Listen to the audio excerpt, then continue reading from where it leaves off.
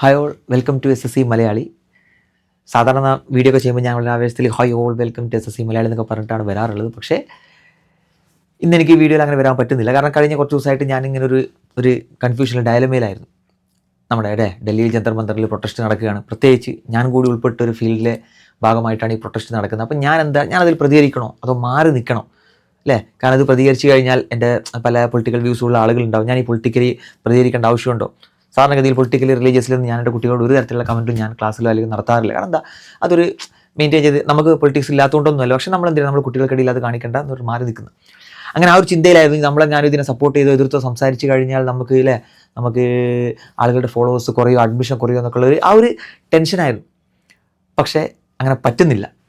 കാരണം കുറച്ച് ദിവസമായിട്ട് ഭയങ്കര മനസ്സിനൊരു വിഷമമാണ്. കാരണം ഞാൻ പഠിപ്പിച്ച ഓൺലൈൻ ഓഫ്ലൈൻ യൂട്യൂബ് ക്ലാസ്സുകളൊക്കെ ഞാൻ പഠിപ്പിച്ച 10,000 കണക്കിന് കുട്ടികളുണ്ട് നമ്മുടെ കണക്ക് പ്രകാരം.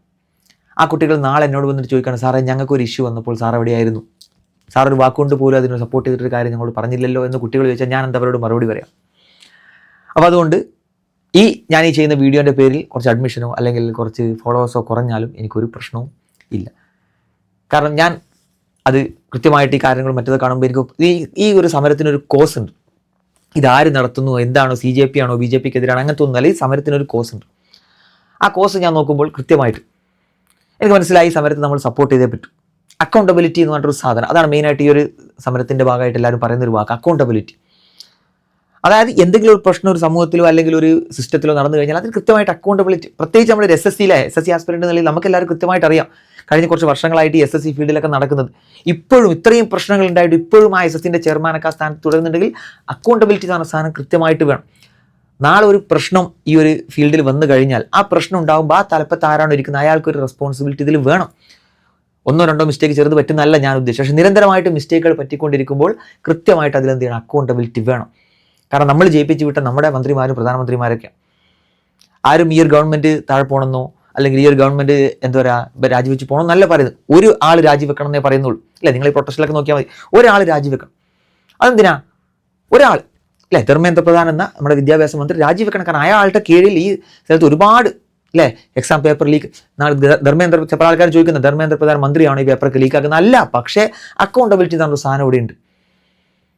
കാരണം അയാൾ ഇൻകാപ്പബിൾ ആണ്. കാരണം അയാളുടെ ഇരിക്കുമ്പോൾ അയാൾ ആ ഡിപ്പാർട്ട്മെൻറ്റ് തലപ്പത്തിരിക്കുമ്പോൾ അതിൻ്റെ താഴെ ഇങ്ങനത്തെ ഒരുപാട് സംഭവം നടക്കുമ്പോൾ അയാൾ അതിന് ഇൻകാപ്പബിൾ ആണെന്ന് അർത്ഥം. ഒന്നോ രണ്ടോ ആണെങ്കിൽ പോട്ടെ, ഇതുപോലത്തെ ഒരുപാടില്ലേ നമ്മൾ NET UGൻ്റെ പേപ്പർ കണ്ടു, പിന്നെന്താണ് അങ്ങനത്തെ ഒരുപാട് റീസെൻ്റ് ആയിട്ടുള്ള ഒരുപാട് പേപ്പറിൽ ഈ കാര്യങ്ങൾ നമ്മൾ സ്റ്റേറ്റ് എക്സാമുകൾക്ക് ഒരുപാട് കാര്യങ്ങൾ കണ്ടു. അപ്പോൾ ഈ അക്കൗണ്ടബിലിറ്റി എന്ന സാധനം നമ്മളെ ഭരിക്കുന്ന ആൾക്ക് മസ്റ്റാണ്. അത് ഈ ഒരു ഗവൺമെൻറ് എന്നല്ല, നാളെ ഒരു പുതിയൊരു ഗവൺമെൻറ് വന്നാലും അല്ലെങ്കിൽ ഈ ഗവൺമെൻറ്റിനെ കണ്ടിന്യൂ ചെയ്താലും അതെന്താണ്, മസ്റ്റാണ് അല്ലേ? ആ ഒരു മന്ത്രി അവിടുന്ന് രാജിവെച്ച് കേപ്പബിൾ ആയിട്ടുള്ള പുതിയ ഒരാൾ വരട്ടെ. എന്താ BJP പോലത്തെ ഒരു പാർട്ടിയിൽ ഇയാളെ മാറ്റിയിട്ട് പുതിയ മന്ത്രിയെ കൊണ്ടുവരാൻ ആളില്ലാഞ്ഞിട്ടാണോ? ഇല്ല. ഈ പുതിയ ഗവൺമെൻറ് വന്നിട്ട് ഇപ്പോൾ 2 വർഷമായിട്ടുള്ളൂ. 2024 വന്ന ഗവൺമെൻറ് 2026 3 വർഷം അവരുടെ മുമ്പിൽ ഇനിയും ബാക്കിയുണ്ട്. ഇയാളെ മാറ്റിയിട്ട് പുതിയ ഒരാൾ വരട്ടെ, എന്നിട്ട് 3 വർഷം വളരെ നല്ല രീതിയിൽ ഭരിച്ച് കാണിച്ചു കൊടുക്കട്ടെ. അതല്ലേ ചെയ്യേണ്ടത്. അല്ലാതെ ജയിപ്പിച്ച് വിട്ട ആൾക്കാർക്കെതിരെ കൊഞ്ഞനം കുത്തുന്ന രീതിയിൽ ഇങ്ങനത്തെ ഓരോ പരിപാടി പ്രൊട്ടസ്റ്റുകളുമായിട്ട് ആരും ഒന്നും പറയില്ല, എല്ലാം ഈ പോകുന്ന പോലെ അങ്ങ് പൊക്കോട്ടെ എന്ന് പറയുന്നതിൽ എന്തായാലും ആ ഒരു രീതിയോട് എനിക്ക് യോജിപ്പില്ല. അത് ഏതൊരു ഗവൺമെൻറ് ചെയ്താലും, അത് നമ്മൾ സ്റ്റേറ്റ് ഗവൺമെൻറ് ആയാലും ശരി, നമ്മൾ സെൻട്രൽ ഗവൺമെൻറ് ആയാലും നമ്മളെ ഭരിക്കുന്ന ആര്, കാരണം ഇത് ഡെമോക്രസിയാണ്. ഇവിടെ അങ്ങനെ ഡിസെൻറ്റിനെ എന്താ പറയുക തല്ലിച്ചതച്ചിട്ട് ആർക്കും മുന്നോട്ട് പോകാൻ പറ്റില്ല. കാരണം കഴിഞ്ഞ 2017 മുതൽ ഈ ഒരു ഫീൽഡിൽ തുടരുന്ന ഒരാളാണ് ഞാൻ. 2017 മുതൽ SSC എന്നൊരു ഫീൽഡിൽ തുടരുന്ന ഒരു കോമ്പറ്റേറ്റീവ് എക്സാം താല്പര്യം ഉണ്ടായിട്ടൊന്നുമല്ല കേട്ടോ. കാരണം നമുക്ക് നമ്മുടെ നാട്ടിൽ അണ്ണമ്പോഴും കൂടുതലായതുകൊണ്ട് പിന്നുള്ള ഒരു ചാൻസ് തന്നെ ഗവൺമെൻറ് ജോലിയാണ്. അപ്പോൾ ആ ഒരു ഇതുകൊണ്ട് വരുന്നതാണ്. അങ്ങനെ വന്നു. എനിക്ക് ഓർമ്മയുണ്ട് 2017 ഞാൻ പരീക്ഷ പഠിക്കാൻ തുടങ്ങുമ്പോൾ 2018 CGL പരീക്ഷ ജൂണിൽ നടക്കുന്നായിരുന്നു. 2017 ഇതുപോലെ തന്നെ പേപ്പർ ലീക്കായ പരീക്ഷ. എന്നിട്ട് എന്ന് പരീക്ഷ നടക്കുമെന്ന് പോലും അറിയാതെ 1 വർഷത്തോളം ഡിലേ വന്നിട്ടാണ് പിന്നെ പരീക്ഷ നടക്കുന്നത്. 1 വർഷം ഡിലേ വന്നിട്ട്. അതായത് നമ്മുടെ മുന്നിൽ ഒരു കലണ്ടർ ഇല്ല, എന്ന് പരീക്ഷ നടക്കുന്ന ഒരു കലണ്ടർ ഇല്ല. എന്നിട്ടോ നമ്മൾ വേണമെങ്കിൽ പഠിച്ചോളൂ, അവർ തോന്നുന്ന സമയത്ത് പരീക്ഷ നടത്തും, നമ്മൾ വേണമെങ്കിൽ അതിന് കാത്തുനിന്ന് പഠിച്ചോളൂ. ഇപ്പം തന്നെ നമുക്കറിയാം 2026 CGL എന്ന് നടക്കുന്ന ആർക്കെങ്കിലും വല്ല ധാരണയുണ്ടോ? ഇല്ല. ആദ്യം ഒരു കലണ്ടർ പബ്ലിഷ് ചെയ്യുന്നു, അതിൽ ജൂണിൽ പരീക്ഷ നടക്കുമെന്ന് പറയുന്നു, എന്നിട്ട് പറയുന്നു ഓഗസ്റ്റ് സെപ്റ്റംബറിൽ. ഇപ്പോൾ ജൂലൈ തീരാനായി, ഓഗസ്റ്റ് സെപ്റ്റംബറിൽ പരീക്ഷ നടക്കുന്നു. ആൾക്കൊരു ഐഡിയ ഇല്ല. അതായത് ഒരു കലണ്ടർ പബ്ലിഷ് ചെയ്താൽ ആ കലണ്ടർ സമയത്തിനനുസരിച്ച് പരീക്ഷ നടത്താനുള്ള പോലും ത്രാണി ആർക്കില്ല, ഈ തലപ്പത്തിരിക്കുന്ന ആളുകൾക്കില്ല എന്നുള്ളതാണ്. കഴിഞ്ഞ വർഷമൊക്കെ നമ്മൾ കണ്ടില്ല CGLൊക്കെ. അതായത് 2025 പുതിയ വെണ്ടർ കൈമാറി നോക്കിയാൽ വെണ്ടർ മാറുന്നൊക്കെ സ്വാഭാവികമായിട്ടുള്ള പ്രൊസീജിയർ നോക്കിയിട്ട് ഒരു ബ്ലാക്ക് ലിസ്റ്റിൽ പെട്ട ഒരു കമ്പനിയാണ് എന്ത് ചെയ്യുന്നത്, എഡ്യൂക്കേറ്റീവ് പോലത്തെ ഒരു കമ്പനിയാണ് ഈ എക്സാം നടത്താൻ ഏൽപ്പിക്കുന്നത്. മധ്യപ്രദേശിലൊക്കെ അവർ പരീക്ഷ നടത്തിയിട്ട് ഒരുപാട് പ്രശ്നങ്ങളായിട്ട് അവരൊക്കെ ബ്ലാക്ക് ലിസ്റ്റ് ചെയ്തതാണ്. ആ കമ്പനിയെ പിടിച്ചിട്ട് വീണ്ടും പരീക്ഷ നടത്താൻ ഏൽപ്പിക്കും. എന്നിട്ട് ആ പരീക്ഷ ടീം വന്നിട്ട് ഫസ്റ്റ് പരീക്ഷ തന്നെ നമ്മൾ സെലക്ഷൻ പോസ്റ്റ് ആയിരുന്നു. ഔട്ട് ഓഫ് സിലബസ് ചോദ്യങ്ങളും, അതുപോലെ തന്നെ അവരുടെ കയ്യിൽ സെന്റർ പോലും ഇല്ല പരീക്ഷ നടത്താനല്ല. ഒരു ഓൾ ഇന്ത്യ ലെവൽ പരീക്ഷ നടത്താൻ സെന്റർ പോലും എന്നിട്ടില്ല. കാട്ടിലും മൂക്കിലും ആൾക്കാർ കഷ്ടപ്പെട്ട് അവിടെ വരെ പരീക്ഷ എഴുതാൻ പോകുമ്പോൾ ടെക്നിക്കൽ പ്രശ്നം, ഇന്നത്തെ പരീക്ഷ ക്യാൻസൽ ചെയ്തു, തിരിച്ചു പോരാ. അതായത് ഈ കുട്ടികളുടെ മെന്റൽ പ്രഷറിന് എന്തില്ല, ഒരു ചെറിയ ഒരു പുല്ല് വില പോലും ഈ പറയുന്ന ആളുകൾ കൽപ്പിക്കുന്നില്ല അല്ലേ. അപ്പൊ ഇങ്ങനത്തെ ഒരു പ്രശ്നമൊക്കെ വരുമ്പോഴൊക്കെ ഒരു പ്രശ്നമൊക്കെ സ്വാഭാവികമായിട്ട് സംഭവിക്കും. പക്ഷേ നിരന്തരമായിട്ട് ഇങ്ങനത്തെ പ്രശ്നങ്ങൾ വരുമ്പോൾ ഈ അക്കൗണ്ടബിലിറ്റി എന്ന് പറഞ്ഞ സാധനം നമ്മൾ ഭരിക്കുന്ന നമ്മുടെ മുകളിലുള്ള ബ്യൂറോക്രാറ്റ്സിനും നമ്മൾ ഭരിക്കുന്ന ആളുകൾക്ക് ഇല്ലാന്നുണ്ടെങ്കിൽ അത് മാറ്റേണ്ട കാര്യം തന്നെ. ആ ഒരു കോഴ്സിനെ ഞാൻ 100% ഇവിടെ സപ്പോർട്ട് ചെയ്യുന്നു. അതിന്റെ പേരിൽ എനിക്ക് കുറച്ച് ഫോളോവേഴ്സ് അല്ലെങ്കിൽ ഇവിടെ കുറച്ച് SSC മലയാളി കുറച്ച് ഫോളോവേഴ്സ് പോയാലും എനിക്കൊരു പ്രശ്നം അതിലില്ല. ഞാൻ ഒരിക്കലും ഈ ഒരു ഗവൺമെന്റ് മാറണം, ഈ ഗവൺമെന്റ് മൊത്തം രാജിവെക്കണം എന്ന് പറയുന്ന ഒരാളല്ല. പക്ഷേ ഈ ആൾ മാറണം. അത് മാറുന്നതെന്ന് വെച്ചാൽ ബാക്കിയുള്ളവർക്കും കൂടെ ആ ഒരു ടെൻഷനും പേടിയും ഉള്ളിൽ വരാൻ കേട്ടോ. ആളുകൾ ഇപ്പോൾ ഭരിക്കാൻ നമ്മളിപ്പോൾ ഈ BJP പോലത്തെ ഒരു പാർട്ടിയിൽ അല്ലെങ്കിൽ വേറെ ഏതെങ്കിലും പാർട്ടിയിലാണ് ഭരിക്കാൻ ഇഷ്ടം പോലെ നല്ല നേതാക്കന്മാർ കാര്യങ്ങളുണ്ട്. എന്തിനാ ഒരാൾ തന്നെ ഭരിക്കണം എന്ന് പറഞ്ഞ് കടിച്ചു തൂങ്ങി നിൽക്കുന്നത്? മനസ്സിലായ? കാരണം നമ്മൾ എന്തിനാ ആരെയും വാശി പിടിക്കുന്നത്? ഒരു ജനാധിപത്യ രാജ്യമാണ്. ഒരാളോട് നിന്ന് മാറിയിട്ട് വേറൊരാൾ വരട്ടെ, എന്നിട്ട് വളരെ നല്ല രീതിയിൽ സിസ്റ്റം നടത്തി കാണിച്ചു കൊടുക്കട്ടെ. അതല്ലേ ഹീറോയിസ് എന്ന് പറയുന്നത്. കാരണം നമ്മൾ തന്നെ കഴിഞ്ഞ CGL നമുക്ക് നല്ല ഓർമ്മയുണ്ട്. കഴിഞ്ഞ CGL പരീക്ഷ നടക്കുന്ന സമയത്ത് ആ ഒരു എഡ്യൂക്കേറ്റീവ് എന്ന സമയത്ത് പരീക്ഷ നടത്തി എങ്ങനെയൊക്കെയോ അവസാനം പരീക്ഷ നടന്ന് ലാസ്റ്റ് മെയിൻസ് പരീക്ഷ എത്തിയപ്പോൾ ഒരു കമ്പ്യൂട്ടർ പേപ്പർ, അതായത് ഇന്നേ വരെ ലോകത്തിൽ ചോദിക്കാൻ ഒരു മനുഷ്യൻ കമ്പ്യൂട്ടർ സയൻസ് പഠിച്ച പോലും കുട്ടികൾ കിട്ടാത്ത തരത്തിലുള്ള ഒരു കമ്പ്യൂട്ടറിന്റെ പേപ്പർ ആർക്ക് വേണ്ടിയിട്ടാ? ഒരു ബേസിക് കമ്പ്യൂട്ടർ നോളജ് ഒരു മനുഷ്യന് വേണമെന്നുള്ളത് ഇന്നത്തെ കാലത്ത് അത്യാവശ്യമാണ്. അതിലൊന്നും ആർക്കും സംശയമില്ല. പക്ഷേ കമ്പ്യൂട്ടർ സയൻസ് BTech പഠിച്ച കുട്ടികൾ പോലും പാസ്സാവാത്ത തരത്തിലുള്ള ഒരു പേപ്പർ, അതായത് 300, 350, 360 വാങ്ങി സിംഗിൾ ഡിജിറ്റും 2 ഡിജിറ്റൊക്കെ റാങ്ക് വരേണ്ട പല ആളുകളും ഈ പേപ്പറിന് ഫെയിൽ ആയതുകൊണ്ട് പുറത്ത് അല്ലെ. പല ആൾക്കാരും പറയും അവർ പേപ്പറിന് ഫെയിൽ ആയതിന് ഇവരെന്താ ചെയ്യുന്നത്?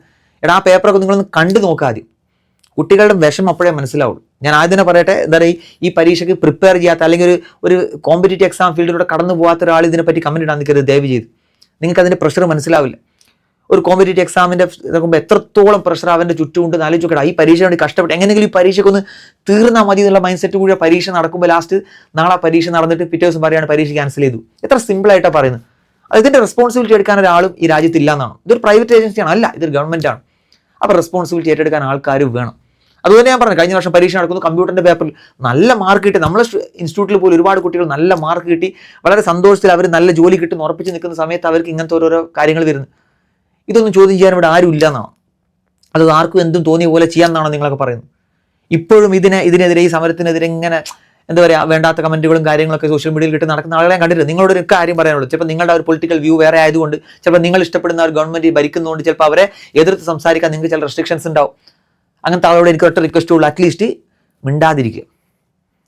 നിങ്ങൾക്ക് എതിർക്കാൻ ചിലപ്പോൾ ഒരു ലിമിറ്റേഷൻ ഉണ്ടാവും, അറ്റ്ലീസ്റ്റ് എന്ത് ചെയ്യുക, മിണ്ടാതിരിക്കുക. ഇത് നിങ്ങളുടെ ഗവൺമെന്റിനെതിരെ അല്ലെങ്കിൽ പാർട്ടിക്കെതിരെ ഉള്ള ഒരു സമരമല്ല. ഇത് ഈ സിസ്റ്റം ഒരുപാട് മാറേണ്ട ആവശ്യമുണ്ട്. അത് ഈ ഒരു കോമ്പറ്റേറ്റീവ് എക്സാം ഫീൽഡിൽ നിന്നൊരാൾക്കേ മനസ്സിലാവുള്ളൂ. അല്ലാത്ത ഒരാൾക്ക്, പുറത്തുനിന്ന് കാണുന്ന ഒരാൾക്ക് ചിലപ്പോൾ ഇതൊന്നും മനസ്സിലാവില്ല. എത്രത്തോളം ഞാൻ പറഞ്ഞു, ഒരു ഭാഗം മാത്രമാണ് നമ്മളിപ്പോൾ കാണുന്നത്, പുറത്ത് കാണുന്ന നീറ്റ് എക്സാമിന്റെ കാര്യങ്ങൾ മാത്രം. നീറ്റ് എക്സാമിന് 10-20 ലക്ഷം ആളുകൾ ഒരു വർഷം പരീക്ഷ എഴുതുന്നുണ്ടെങ്കിൽ ഈ പറയുന്ന SSC CGL ഒരു വർഷം 15 ലക്ഷം 20 ലക്ഷം ആളുകൾ എഴുതുന്നുണ്ട്. 30 ലക്ഷം ആളുകൾ അപ്രാവശ്യം പരീക്ഷ അപ്ലൈ ചെയ്തിരിക്കുന്നത്. എങ്ങനെ പോയാലും 15 ലക്ഷം. അപ്പോൾ ഈ 15 ലക്ഷം ആളുകൾക്ക് ഒരുപാട് കൺസേൺ ഉണ്ട്. 2017 മുതൽ ഞാൻ ഈ ഫീൽഡ് കാണുന്നത്. ആ 17 മുതൽ ഇങ്ങോട്ട് എത്ര സംഭവങ്ങൾ ഒരുപാട് നടന്നു. കഴിഞ്ഞ 2 വർഷമായിട്ട് ഒരുപാട് പ്രശ്നങ്ങൾ നമ്മൾ കേൾക്കുന്നു. ഇപ്പോഴും ആ ചെയർമാൻ സ്ഥാനത്ത് ആര് തന്നെയാണ്? ഇയാൾ തന്നെയാണ്. എന്നിട്ട് അയാൾ ബാക്കിയുള്ളവർ ഭീഷണിപ്പെടുത്തുക, എന്താ ഓരോ മെസ്സേജുകളും കാര്യങ്ങളും സർക്കുലറൊക്കെ ഇട്ടിട്ട് അതിൻ്റെ ഇടയ്ക്ക് എന്താണ് പ്രീവിയസ് ഇയർ ക്വസ്റ്റ്യൻ പേപ്പേഴ്സ് ആരെങ്കിലും, അതായത് പബ്ലിക്കിൽ വന്ന ക്വസ്റ്റ്യൻ പേപ്പർ ആർക്കും ഷെയർ ചെയ്യാനൊന്നും പറ്റില്ല, എന്ന് കഴിഞ്ഞാൽ നിങ്ങൾക്കെതിരെ നടപടി എടുക്കും എന്നൊക്കെ പറഞ്ഞിട്ട് ആൾക്കാരെ ഭീഷണിപ്പെടുത്തി എങ്ങനെയെങ്കിലും അടക്കിയിരുത്താൻ വേണ്ടി നോക്കുന്ന ഒരാൾക്കാരാണ് താല്പര്യത്തിരിക്കുന്നത്. ഇതൊക്കെയാണ് റിയൽ ഡെമോക്രസിയിൽ നടക്കേണ്ട കാര്യങ്ങൾ. അപ്പോൾ ശരിക്കും ഇയാളൊക്കെ എടുത്ത് പുറത്തെറിയേണ്ട സമയം കളഞ്ഞു. ഒരു ഇച്ഛാശക്തിയുള്ള ഗവൺമെന്റാണ് ചെയ്യേണ്ടത്. ഇങ്ങനത്തെ ഒരു മിസ്റ്റേക്ക് വരുമ്പോൾ അയാൾ ആ സ്ഥാനത്ത് നിർത്താതെ അയാളെ കൊണ്ട് പറ്റുന്ന എന്തെങ്കിലും പണിയില്ല ചില സ്ഥലത്തോട്ട് മാറ്റി നിർത്തിയിട്ട് നല്ല ആളുകൾ, കാരണം നാളത്തെ ഇന്ത്യയുടെ ഗവൺമെന്റിലെ നല്ല നല്ല ടോപ്പ് മോസ്റ്റ് പോസ്റ്റുകളിലേക്ക് എത്തേണ്ട പരീക്ഷ നടന്ന ഏജൻസിയാണ് SSC. അത് നല്ല നിലക്ക് നടന്നിട്ടില്ലേ പിന്നെ അതിന് താല്പര്യത്തിരിക്കാൻ ഇയാൾ യോഗ്യനാണോ? ഇല്ല. അപ്പോൾ ആ ഒരു അക്കൗണ്ടബിലിറ്റി എന്ന് പറഞ്ഞ സാധനം നമ്മുടെ രാജ്യത്ത് വന്നേ പറ്റും. അതിന് ഒരുപാട് സമരങ്ങളും കാര്യങ്ങളും മറ്റത്തൊക്കെ നമ്മൾ, പക്ഷേ ഇപ്പം അതിന് പറ്റിയൊരു അവസരമാണ്. നല്ലൊരു ആളുകളുടെ ഒരു കാര്യങ്ങൾ കിട്ടുന്നു, സപ്പോർട്ട് കിട്ടുന്നു, ഒരുപാട് ആൾക്കാർ ഇതിനു വേണ്ടി ഇറങ്ങുന്നു. ഇതിൻ്റെ ഇടയിൽ കൂടെ വേറെ പല എന്താ പറയുക വേണ്ടാത്ത രീതിയിലുള്ള പ്രചരണ കാര്യങ്ങളും മറ്റേ കുപ്രചരണങ്ങളൊക്കെ നടക്കുന്നുണ്ട്. അത് പോട്ടെ, നമ്മളത് നോക്കണ്ട, ആര് നടത്തുന്നു നോക്കണ്ട. ഇവർ നടത്തുന്ന കോഴ്സ്, അവർ പറയുന്ന ന്യായങ്ങൾ അല്ല ആവശ്യങ്ങൾ അത് ന്യായമാണെന്ന് മാത്രം നമ്മൾ നോക്കിയാൽ മതി അല്ലേ. ഒറ്റ കാര്യം പറയുന്നുള്ളൂ, ഈ വിദ്യാഭ്യാസ മന്ത്രി രാജിവെക്കണം. എന്തത്ര ബുദ്ധിമുട്ട് ഇയാൾക്ക് രാജിവെക്കാൻ? ആരോട് അത്ര ഇയാളുടെ വാശി? ഒരു ഗവൺമെന്റ് എപ്പോഴും എന്താണ്, of the people, by the people, for the people ആയിരിക്കണം അല്ലേ. നമ്മുടെ മുമ്പ് 2002 നമ്മളെ വാജ്പേയി, നമ്മുടെ മുൻ പ്രധാനമന്ത്രി പറഞ്ഞത് ഓർമ്മയുണ്ട്, ആളുകൾ വരും പോകും, രാജ്യം നിലനിൽക്കണം എന്നാണ് പറഞ്ഞത്. അതൊക്കെ കേൾക്കുമ്പോൾ നമുക്ക് തന്നെ ഗൂസ്ബംസ് വരും.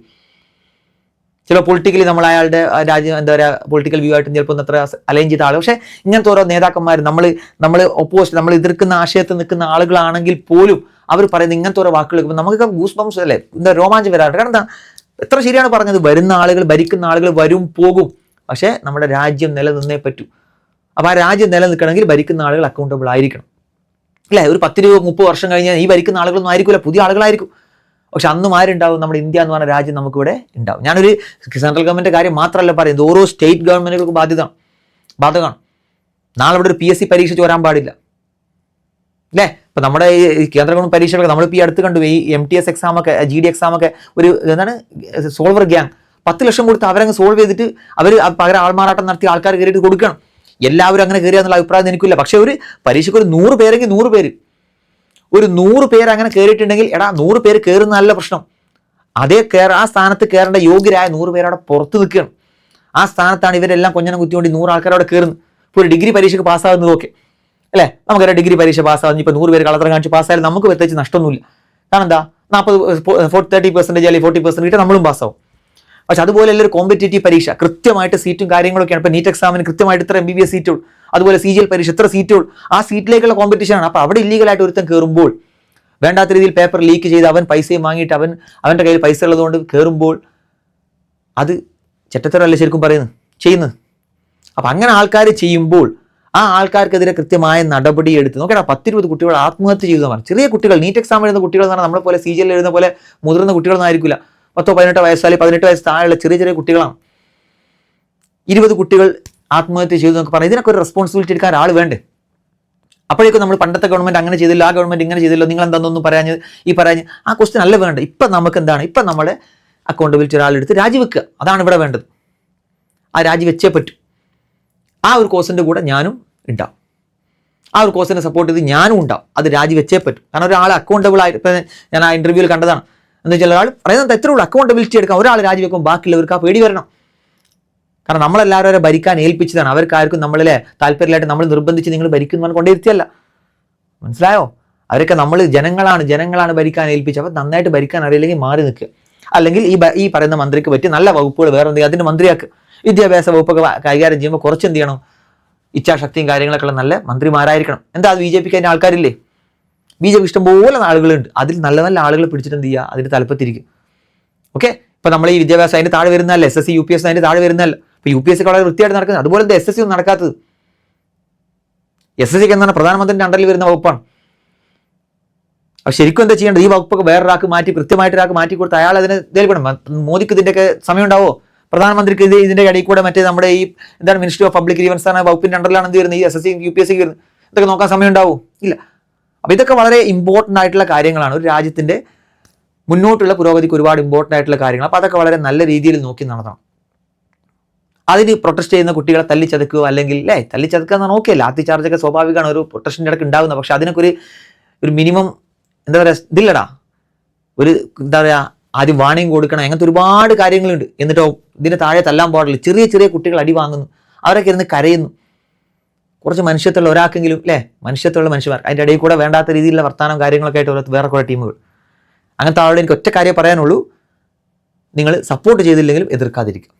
ഇപ്പോൾ ആൾക്കാർ ചോദിച്ചു, ഇപ്പോൾ നാളെ വേറൊരു ഗവൺമെൻറ് എന്നാൽ എതിർക്കൂടെ, ഒരു സംശയം വേണ്ട. ഇത് ഗവൺമെൻറ്റിൻ്റെ അല്ല, ഇതൊരു പാർട്ടിക്കെതിരെയുള്ള സമരമല്ല. ഇതെന്താണ്, സിസ്റ്റം നന്നാവാൻ വേണ്ടിയിട്ടുള്ള സമരമാണ്. നന്നാക്കി കാണിച്ചു കൊടുക്കല്ലേ വേണ്ടത്, അതല്ലേ ചെയ്യേണ്ടത്. ഒരു നല്ലൊരു ഇച്ഛാശക്തിയുള്ള ഗവൺമെൻറ് ആണെങ്കിൽ ഇനി അവരുടെ മുമ്പിൽ 3 വർഷം ബാക്കിയുണ്ട്. നല്ലൊരു ഗവൺമെൻറ് എന്താ പറയുക, ഇതൊക്കെ ചേഞ്ച് ചെയ്ത് 3 വർഷം ഒരു പേപ്പർ ലീക്കും ഇല്ലാതെ വളരെ സ്ട്രിക്റ്റ് ആയിട്ട് പരീക്ഷകളൊക്കെ നടത്തി കാണിച്ചു കൊടുക്കട്ടെ. സപ്പോർട്ട് ചെയ്യുമെന്ന് ഞാൻ, ഒരു സംശയം വേണ്ട. അല്ലാതെ ഇതൊരു ഗവൺമെൻറ്റിനെതിരെയുള്ള സമരമല്ല. പക്ഷേ ഇത് വിദ്യാർത്ഥികൾക്ക് വേണ്ടിയിട്ടുള്ള സമരമാണ്. കാരണം ഞാനും പഠിപ്പിച്ച ഒരുപാട്, ഞാൻ അധ്യാപകനാണ്, ഈ ഒരു എക്സാമിലൂടെ കടന്നുപോയത്, ഈ പ്രഷറിലൂടെ കടന്നുപോയ ഒരാളാണ്. ഒരുപാട് എനിക്കറിയാം എത്രത്തോളം പ്രഷറുള്ള ഒരു ഫീൽഡാണത്. ഞാനിപ്പോൾ അധ്യാപകനാണ്. 10,000-കണക്കിന് കുട്ടികളെ നമ്മൾ പല രീതികളായിട്ട് പഠിപ്പിച്ചു. ഈ കുട്ടികളൊക്കെ ഞാനും അക്കൗണ്ടബിളാണ്. നാളെ കുട്ടികൾ ഒന്ന് എൻ്റെ മുഖത്ത് നോക്കി ചോദിച്ചു കഴിഞ്ഞാൽ എനിക്കും എന്തെങ്കിലുമൊക്കെ ഒന്ന് പറയണില്ല, മെൻ്റലെങ്കിലും ഞാൻ നിങ്ങൾക്ക് ഒരു സപ്പോർട്ട് തന്നിരുന്നു എനിക്ക് പറയണമെങ്കിൽ ഇത് പുറത്ത് പറഞ്ഞേ പറ്റും. അല്ലാതെ ഞാൻ ഈ പറഞ്ഞതിൻ്റെ പേരിൽ ആരും വന്നിട്ടൊന്നും ചെയ്യാനൊന്നും പോകുന്നില്ല കേട്ടോ. ഇനി പറഞ്ഞില്ലെങ്കിലും ഒരു കുഴപ്പമില്ല, പക്ഷേ ഇത് പറഞ്ഞിട്ടില്ലെങ്കിൽ ശരിയാവില്ല എന്ന് തോന്നുന്നത് കൊണ്ടാണ് ഈ ഒരു സമയത്തെങ്കിലും എനിക്കിത് പറയേണ്ടി വരും കേട്ടോ. SSC ഒക്കെ നമ്മളൊക്കെ ഒരുപാട് കഷ്ടപ്പെട്ട് കഷ്ടപ്പെട്ട് പരീക്ഷ എഴുതുന്നു. അതിൻ്റെ ഇടയ്ക്ക് വേറെ നമ്മൾ ചിന്തിച്ച് നോക്കണം. അപ്പോൾ ഇതിനെ എതിർക്കുന്ന ആളുകളും ചിന്തിച്ച് നോക്കും. നാളെ നമ്മൾ കഷ്ടപ്പെട്ട് പരീക്ഷയ്ക്ക് വേണ്ടി പഠിച്ച് പരീക്ഷ എഴുതുന്ന സമയത്ത് വേറൊരാൾ, നമുക്ക് കിട്ടേണ്ട ഒരു സീറ്റ് വേറൊരാൾ കയറി പോകുന്ന ആലോചിച്ച് നോക്കി. അതും നല്ല രീതിയിൽ നമുക്ക് കിട്ടുന്ന സീറ്റ് വേറൊരാൾ പഠിച്ച് നേടിക്കോട്ടെ, നമ്മളെക്കാൾ നന്നായിട്ട് പഠിച്ച വന്നിടത്തെ, പക്ഷേ വേണ്ടാത്ത രീതിയിൽ ക്വസ്റ്റ്യൻ പേപ്പർ ലീക്കാക്കി മറ്റേതൊക്കെ ആയിട്ട് ക്വസ്റ്റ്യൻ പേപ്പർ ലീക്കാക്കുന്നത് മാത്രമല്ല, ഈ പരീക്ഷ തീർന്നു വിചാരിക്കുമ്പോൾ മെൻ്റൽ പ്രഷർ താങ്ങാതെ പല കുട്ടികളും ആത്മഹത്യ ചെയ്യുന്നു. SSC എത്ര ആൾക്കാർ നമ്മളങ്ങനെ കണ്ടിട്ടുണ്ട് ആത്മഹത്യ എന്നൊക്കെ. അപ്പോൾ ഇത് മാറിയേ പറ്റൂ. ഈ ഒരു കോഴ്സിനെ ഞാനും സപ്പോർട്ട് ചെയ്യുന്നു, ഒരു സംശയം വേണ്ട. ഇതിൻ്റെ പേരിൽ ഞാൻ പറഞ്ഞു, ഇതിൻ്റെ പേരിൽ എന്തൊക്കെ സംഭവിച്ചാലും ശരി, അത് പേഴ്സണലി ഞാൻ എടുക്കും. അതിലെനിക്ക് ഒരു പ്രശ്നവുമില്ല. കാരണം ഞാൻ വീണ്ടും വീണ്ടും പറയുന്നു, ഇത് ഗവൺമെൻറ്റിനെതിരെയുള്ളതല്ല, ഇത് ഈ ഒരു കോഴ്സിനെ സപ്പോർട്ട് ചെയ്തുകൊണ്ടാണ്. അതിന് ഈ മന്ത്രി രാജിവെക്കണമെങ്കിൽ രാജിവെച്ചേ പറ്റും. ഒരാൾ രാജിവെക്കുക, രാജിവെച്ചിട്ട് പകരം ഒരാൾ വരെ, എന്നിട്ട് നന്നായിട്ട്. അല്ലാതെ ആരും ഇതിൻ്റെ ഇടയ്ക്ക് ആരും ഈ ഗവൺമെൻറ് രാജിവെച്ച് പോകണമെന്നൊന്നും ആരും പറയുന്നില്ല. ഇത് ആ മന്ത്രി രാജിവെക്കണം. അത് റെസ്പോൺസിബിലിറ്റി എടുക്കാൻ ഒരാൾ വേണം. അത് ഗവൺമെൻറ്റിൽ അങ്ങനെ ഒരാളുടെ. ഇപ്പം നാളെ നമുക്ക് ഒരുപാടിലെ ട്രെയിൻ ആക്സിഡൻറ്റ് നടക്കുകയാണ്, ഒരു ട്രെയിൻ ആക്സിഡൻറ്റ് നോക്കി, പക്ഷെ നിരന്തരമായിട്ട് എപ്പോഴും ഇങ്ങനെ ട്രെയിൻ ആക്സിഡൻറ്റുകൾ നടന്നുകൊണ്ടിരുന്നാൽ അതിൻ്റെ റെയിൽവേ മന്ത്രി രാജിവെച്ചേ പറ്റും. കാരണം എന്താ, അയാൾ ഇൻകാപ്പബിൾ ആണ് ആ വകുപ്പ് ഭരിക്കാൻ. ഒരു മന്ത്രി ക്യാപ്പബിൾ ആണെന്നുണ്ടെങ്കിൽ അത് കീഴിലെ ആളുകളും കൃത്യമായിട്ട് വർക്ക് ചെയ്യും. അവർക്ക് പേടിയുണ്ടാവും, എന്താണ് എന്തെങ്കിലും സംഭവിച്ചു കഴിഞ്ഞാൽ എൻ്റെ ജോലി പോകുന്നുള്ള ബ്യൂറോക്രാറ്റ്സിന് ആ ഒരു പ്രശ്നം ഉണ്ടെങ്കിൽ അവർ നന്നായിട്ട് വർക്ക് ചെയ്യും. അവർ നന്നായിട്ട് വർക്ക് ചെയ്താൽ താഴോട്ട് ആ പ്രഷർ എത്തിക്കഴിഞ്ഞാൽ ഒരു ആക്സിഡൻറ്റ് ഒന്നും ഉണ്ടാവില്ല, ഒരു പേപ്പർ ലീക്കും ഉണ്ടാവില്ല. അതിനൊക്കെ എവിടെ നിന്ന് വരണം? മുകളിൽ നിന്ന് വരണം. മുകളിലേ ആ ഒരു ടെൻഷനോ പേടിയോ ഇല്ലെങ്കിൽ പിന്നെ താഴോട്ട് എന്തെങ്കിലും ഉണ്ടാവുമോ? ഇല്ല. അപ്പം അതുകൊണ്ട് വിദ്യാഭ്യാസ മന്ത്രി രാജിവെക്കണം എന്നുള്ള കാര്യത്തിൽ തന്നെയാണ് ഉറപ്പിച്ച്, എന്താ പറയുക, ഞാൻ ഉറച്ചു നിൽക്കുന്നു. ബാക്കിയുള്ള കുട്ടികൾക്ക് വേണ്ടിയുള്ള കോമ്പൻസേഷനും കാര്യങ്ങളൊക്കെ അതൊക്കെ ഓരോ ഇഷ്യൂ ആണ്. അതുപോലെ തന്നെ അതിൻ്റെ കൂടെ തന്നെ നമ്മൾ കാണേണ്ട ഒരു കോഴ്സാണ് SSC CGL അല്ല, SSC പോലത്തെ പരീക്ഷകൾ. SSC UPSC പോലത്തെ ഒരുപാട് ചെറിയ ചെറിയ പരീക്ഷകളുണ്ട്. ഇപ്പോൾ നീറ്റ് എക്സാമിൽ പ്രശ്നം വന്നതുകൊണ്ടാണ് നമ്മൾ പുറത്ത് ആളുകളുടെ എണ്ണം കൂടിയതെങ്കിൽ. കാരണം നീറ്റ് എക്സാം പബ്ലിക്കായിട്ട് എല്ലാവരും അറിയുന്നത്. അതുപോലെ തന്നെ SSCക്ക് ഇതുപോലത്തെ ഒരുപാട് പ്രശ്നങ്ങളുണ്ട്. ഈ SSCൻ്റെ പരീക്ഷകളും കൃത്യമായിട്ട് നടക്കണം. നല്ല എന്താ പറയുക, ലീക്ക് പ്രൂഫായിട്ട് പരീക്ഷകൾ നടക്കണം കൃത്യമായിട്ട് സമയം. പണ്ടൊക്കെ എനിക്ക് നല്ല ഓർമ്മയുണ്ട്, പണ്ടൊക്കെ റിസൾട്ട് വരുന്ന ഡേറ്റ് പോലും കൃത്യമായിട്ട് കലണ്ടർ ഉണ്ടാവുമായിരുന്നു. നോട്ടിഫിക്കേഷൻ വരുന്ന ഡേറ്റ്, Tier 1 നടക്കുന്ന ഡേറ്റ്, Tier 2 നടക്കുന്ന ഡേറ്റ്, ലാസ്റ്റ് റിസൾട്ട് എന്ന് വരുന്ന പോലും കലണ്ടർ ഉണ്ടായിരുന്നു. അധികം കാലം, കുറച്ച് കാലം മുമ്പ്. ഇപ്പോൾ പരീക്ഷ പോലും എന്ന് നടക്കുന്ന ഒരു മനുഷ്യൻ്റെ ഐഡിയ ഇല്ല, എന്നിട്ടാണ് റിസൾട്ട് വരുന്നത്. ഇപ്പോൾ CHSL റിസൾട്ടൊക്കെ വരേണ്ട സമയമായി, പോസ്റ്റ് പ്രിഫറൻസ് കൊടുത്തിട്ട് ഒരു മാസമായി, ഇന്നേ വരെ റിസൾട്ട് വന്നിട്ടില്ല. ആരോട് ചോദിക്കാൻ, ആര് പറയാൻ? ഒന്നുമില്ല. CGL നമ്മൾ കണ്ടു, സാധാരണ CGL ഒക്കെ പോസ്റ്റ് പ്രിഫറൻസ് കഴിഞ്ഞ് 2 ആഴ്ച കൊണ്ട് റിസൾട്ട് വരുന്നു, ഒരു മാസം കഴിഞ്ഞിട്ട് റിസൾട്ട് വരുന്നു. അങ്ങനെ ആരോടൊന്നും ചോദിക്കാനും പറയാനൊന്നുമില്ല. നോക്കിയാൽ എക്സാം റിസൾട്ട് പണ്ടൊക്കെ ഞാൻ പറഞ്ഞില്ല, റിസൾട്ട് ഡേറ്റ് വരുന്ന റിസൾട്ട് വരെ അല്ല, ഇതുവരെ കലണ്ടറിൽ ഉണ്ടാവുന്നത്. ഇന്ന് എൻ്റെ ഗവൺമെൻറ് 2017 സമയത്തൊക്കെ August 1 റിസൾട്ട് വരില്ല, March 31 റിസൾട്ട് വരുന്ന എൻ്റെ കലണ്ടർ ഉണ്ടായിരുന്നു. വന്നത് August 1 April 1 ഒരു ദിവസം കഴിഞ്ഞിട്ടാണെങ്കിൽ ആ ഒരു ഡേറ്റ് അവിടെ ഉണ്ടായിരുന്നു. ഇപ്പോഴോ പരീക്ഷ എന്ന് നടക്കുന്നു വെച്ചാൽ April May അല്ല, എന്താണ് August September. പണ്ട് അങ്ങനെ ആയിരുന്നില്ല, കൃത്യമായിട്ട് എത്ര ഡേറ്റ് മുതൽ എത്ര ഡേറ്റ് വരെ പരീക്ഷ നടക്കുന്നു വരെ കലണ്ടറിൽ ഉണ്ടാവും. ഇപ്പോൾ August September, പണ്ട് June July ആയിരുന്നു, ഇപ്പോൾ August September. ഇപ്പോഴും നോക്കിയാൽ നമ്മൾ SSCയുടെ കലണ്ടർ എടുത്ത് നോക്കിയാൽ, സൈറ്റിൽ കയറി നോക്കിയാൽ പോലും ഇപ്പോഴും പഴയ May June July ആണ്. ഇപ്പം അതൊന്നും അപ്ഡേറ്റ് ചെയ്യാൻ പോലുള്ള ഇതില്ല, അവർക്കില്ല. ഇതുപോലത്തെ ഒരുപാട് കുഞ്ഞു മിസ്റ്റേക്കുകൾ, ആൾക്കാരെ ടെൻഷനാക്കുന്ന, ആൾക്കാരുടെ മെൻ്റൽ പ്രഷർ സിറ്റുവേഷനായിട്ട് കളിക്കുന്ന ഒരുപാട് കാര്യങ്ങൾ നടക്കുന്നുണ്ട്. അപ്പോൾ ഇതൊക്കെ നമുക്ക് മാറണമെന്നുണ്ടെങ്കിൽ പതുക്കെ അക്കൗണ്ടബിലിറ്റി എന്ന സാധനം വന്നേ പറ്റൂ. അപ്പോൾ അത് വരണം. അതിന് ഒരാളെങ്കിലും, ടോപ്പിൽ നിൽക്കുന്ന ഒരാളെങ്കിലും രാജിവെച്ച ആ പൊസിഷനിൽ ഇറങ്ങി കാണിച്ചു കൊടുക്കണം. അതിന് ജനങ്ങളോട് വാശി പിടിച്ചിട്ടോ അല്ലെങ്കിൽ ചെറിയ കുട്ടികളോട് വാശി പിടിച്ചിട്ടൊന്നും കാര്യമില്ല. 50, 60, 70% യുവാക്കളുള്ള ഒരു രാജ്യമാണ് ഇന്ത്യ. ഇവരാണ് നാളെ ഇന്ത്യ മുന്നോട്ട് കൊണ്ടുപോകേണ്ട ആളുകൾ, അല്ലാതെ ഈ പ്രായമായ നമ്മളെ ഭരണത്തിൽ നിയന്ത്രിക്കുന്ന ആളുകൾ ഇല്ല കേട്ടോ. ശരിക്കും അതൊക്കെ ശരിക്കും മാറേണ്ടതാണ്. ഒരു റിട്ടയർമെൻറ്റൊക്കെ ശരിക്കും പൊളിറ്റിക്സിലും കൊണ്ടുവരേണ്ടതാണ്. എത്ര വയസ്സായാലും പിന്നെ കടിച്ചു തൂങ്ങിയാടെ നിൽക്കുന്ന പരിപാടിയൊക്കെ ഒഴിവാക്കണം. കാരണം ഈ 70-60% വരുന്ന യുവാക്കൾക്ക് വേണ്ടിയിട്ടുള്ള കാര്യങ്ങൾ ചെയ്യുന്നത് ആരാണ്? ഈ 60, 70, 80 വയസ്സായിട്ടുള്ള ആളുകൾ. ശശി തരൂർ മുമ്പ് ഒരു പ്രസംഗത്തിൽ പറഞ്ഞൊരു കാര്യമാണ്. ഓക്കെടാ, ഈ ഏറ്റവും കൂടുതൽ മെജോറിറ്റി യുവാക്കളുടെ രാജ്യത്ത് ആളുകളുടെ അവർക്ക് എന്താ വേണ്ട തീരുമാനിക്കുന്നത് ഈ പ്രായമായിട്ടുള്ള ആളുകളാണ്. അപ്പോൾ അതൊക്കെ മാറണം, സിസ്റ്റം മാറണം. അല്ലെങ്കിൽ എന്ത് ചെയ്യണം? ഞാൻ പ്രായമായി കഴിഞ്ഞാൽ അവരെല്ലാവരും ഒഴിവാക്കണം എന്നല്ല ഞാൻ പറയുന്നത്. പക്ഷേ ഇതിലോട്ട് എന്ത് ചെയ്യണം? യുവാക്കളായിട്ടുള്ള ആളുകളൊക്കെ കൊണ്ടുവരണം. എന്നാലൊക്കെ മാറ്റങ്ങൾ സംഭവിക്കും കേട്ടോ. അപ്പോൾ സപ്പോർട്ട് ഈ ഒരു സമരത്തിനും ഈ ഒരു കോഴ്സിനും എൻ്റെ ഭാഗത്തു നിന്ന് കംപ്ലീറ്റ് സപ്പോർട്ടോ കാര്യങ്ങൾ. മെൻ്റലി ആണെങ്കിൽ എനിക്ക് അവിടെ പോയിട്ട് സമരം ചെയ്യാനെന്നുള്ള സിറ്റുവേഷനോ കാര്യങ്ങളൊന്നും ഇപ്പോൾ ഇല്ലെങ്കിൽ മെൻ്റലി സപ്പോർട്ട് എന്തായാലും നമുക്ക് ചെയ്യാൻ പറ്റുന്ന അത്രേ ഉള്ളൂ. ഡയറക്റ്റ് അവിടെ പോകാൻ പറ്റില്ലെങ്കിൽ മെൻ്റൽ സപ്പോർട്ടെങ്കിലും കൊടുക്കുക. ആ സപ്പോർട്ട് എന്തായാലും എൻ്റെ ഭാഗത്തുനിന്നുണ്ടാവും. അതിന് എന്തൊക്കെ നേരിടേണ്ടി വന്നാലും ശരി, അത് നേരിടാൻ ഞാൻ റെഡിയാണ്.